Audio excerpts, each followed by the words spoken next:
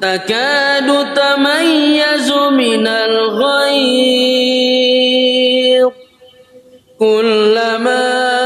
ألقي فيها فوج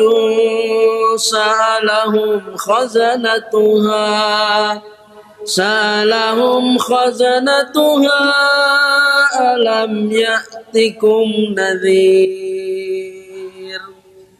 قالوا بلى قد جاءنا نذير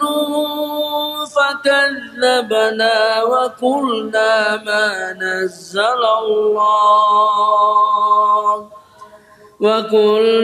ما نزل الله من شيء إن أنتم إلا في ضلال كبير وقالوا لو كنا نسمع أو نعقل ما كنا في أصحاب السعير فاعترفوا بذنبهم فسحقا لأصحاب السعير.